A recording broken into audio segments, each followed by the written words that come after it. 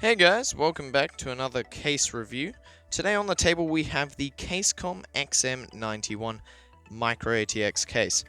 So what makes this thing special is it's a tempered glass front and side panels. However, that might also be its detriment, you could say, because tempered glass can definitely restrict airflow. Now we're going to be doing a thermal review sometime during the video, so I'll timestamp that down in the description. And yeah, let's get into the review.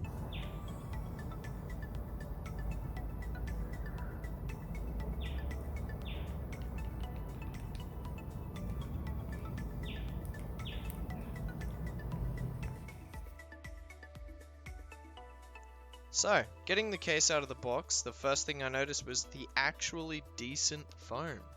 Usually cases in this price range or even higher price ranges will come with a cheap hard foam that'll only protect the case from one or two bumps.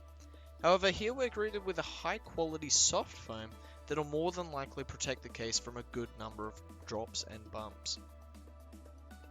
Taking off the glass panel is pretty standard. There's 4 thumb screws holding it in place. However, also included are 4 rubber-lined standoffs that'll hold the glass in place even after you remove the screws. Moving inside the case brings us to the front I/O connections. There's a USB 2.0 connector, a USB 3.0 connector, a standard front audio connector, and all the normal front button and LED connectors. As for the included fans, they use Molex or a 3-pin motherboard connector. Unfortunately, there's no RGB header here, so you can't control the LEDs on the fans. Moving on to the included accessories.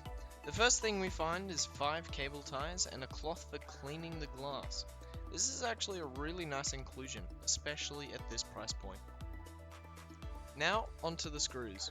Included are hexagonal power supply and graphics card screws, 2 front fan screws, motherboard standoffs, hard drive screws, and last but not least, SSD and motherboard screws. Coming back to the outside of the case, let's take a closer look at the front panel. It's mostly glass, but there is a fine metal mesh covering roughly a third of the panel with a pretty dense mesh behind it. There's also a little Casecom logo down the bottom right of the panel.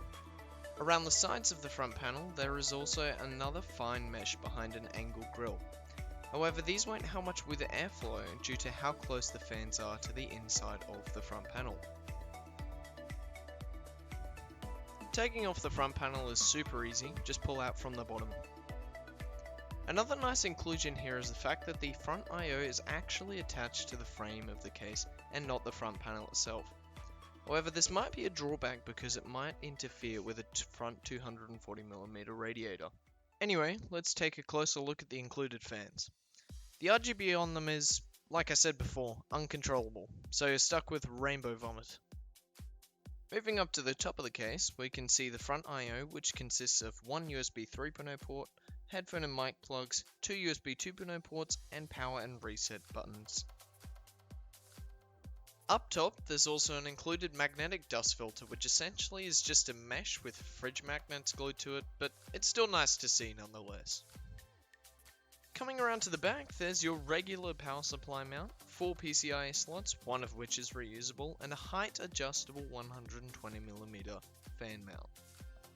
Looking under the case, there's an included mesh that will do a pretty bad job at keeping the dust out, but hey, at least there's something there at all.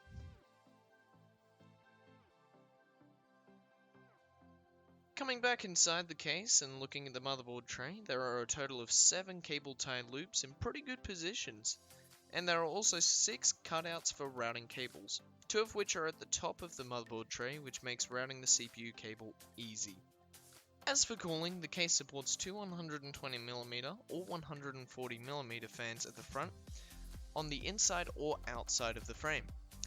If you wanted to swap out the front fans, I would highly recommend doing this before building the PC, as they can become difficult to unscrew. There is also support for a 120mm fan at the back, and you can also fit a single 140 or dual 120mm fans at the top of the case. There is also support for a 120mm radiator at the rear. Speaking of fans, let's move on to the temperatures. The test PC specs will be in the description if you want to take a look at those. First up is 5 Cinebench runs. The open air test bench provides a reference for the best case scenario. The stock case configuration with the front panel on fared the worst at 39 degrees over ambient, and adding a single exhaust fan to the rear decreased temps only by 4 degrees, where stock with no front panel achieved the best results out of all of the case configurations at only 30 degrees over ambient, a whole 9 degrees lower, which means that that front panel is super restrictive. Next up we have a 20-minute run of Ada64, stressing just the FPU. Here we can see a similar trend with the first graph, with stock being the hottest hitting 51 degrees over ambient, and no front panel getting the best result at 13 degrees cooler than stock, again showing how restrictive that front panel is. Next is Prime 95 full blend 20-minute stress test. Again there's a similar trend with a slight difference. Again stock gets the worst temps at 64 degrees over ambient, however no front panel and 3 exhaust fans scored exactly the same at 47 degrees over ambient, meaning that if you don't want to lose that front panel you can still install a few fans to compensate. That's it for CPU results. Now to move on to Unigine superposition. Here we can see again that the stock configuration scored the worst at 69 degrees over ambient, which means that it was almost throttling. But anyway, this time having 3 exhaust fans fared the best at 58 degrees over ambient, which is a whole 11 degrees cooler. Having no front panel this time came second worst at 62 degrees. From all that, we can definitely see that adding an extra 3 exhaust fans can help a lot, especially for your graphics card. However, this isn't taking into account blower style cards, as I don't have one available for testing. But anyway, we can also see that that front panel is super restrictive when it comes to airflow. You could move the front fans inside the frame, however this might significantly reduce your maximum graphics card length. But if I were you and still wanted this case, I would shell out the extra $10 to $15 and grab a few cheap 120mm fans off eBay or Amazon. Some will be linked in the description below. Anyway, let's move on to drive support. The toolless drive caddy can support one 3.5-inch drive or a single 2.5-inch drive. The drive cage is also riveted, so it's unfortunately not removable. The case itself can fit 3 2.5-inch drives, however you need to screw in these little rubber thingers that attach to screws, but anyway, behind the motherboard tray you can fit 2 2.5-inch drives, and you can fit one on top of the drive cage. However, with this one you might run into cable clearance issues, so I'd recommend only slotting in one side of the drive, putting it on an angle so you can plug in your cables. Now onto power supply clearance. I'd recommend you install your power supply here first, as it can become difficult when you've got the rest of your system getting in the way. Modular power supplies up to 145mm are supported here, as any longer and your cables will come into contact with your drive cage. Non-modular power supplies up to about 150mm are supported as well. Speaking of power supplies and their cables, I would recommend plugging in your CPU power cable before installing your top fans, as the cutout at the top can get blocked by a fan. Moving on to clearance, the case officially supports graphics cards up to 260mm, however I was able to fit cards up to 290mm with a bit of persuasion, but you might not get away with it if you have a bigger tower cooler. Note that your max GPU length can be hindered by a front fan or radiator. Wider graphics cards may not also fit because of the cables sticking out from the side.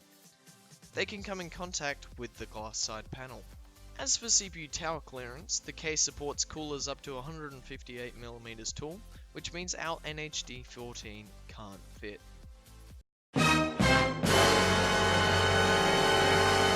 You guessed it, it's cable management time. To be honest, I thought the cable management would turn out better with the centimeter of room behind the motherboard tray, but I was mistaken. There's just simply isn't enough room behind the motherboard tray to stash every cable.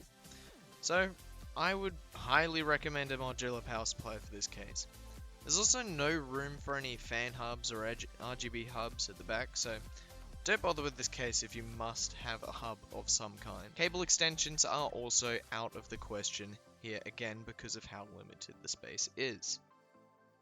At the end of the day, the main drawbacks with this case are the severely choked airflow with that 70% glass front panel, and the pretty poor cable management with non-modular power supplies. To answer the title of this video, while it does have premium features like RGB, if you could even call it that, and a glass front and side panel which can make use of the included cloth, I feel like it's trying too hard to be premium on a budget. Honestly, I would have liked the included fans to be a single color, like blue, red, or even white, and that front panel could definitely have been better if it was just completely mesh. Anyway, that wraps it up for this case review. If you liked it, feel free to drop a like, and if you want to see more content like this, you might want to consider subscribing.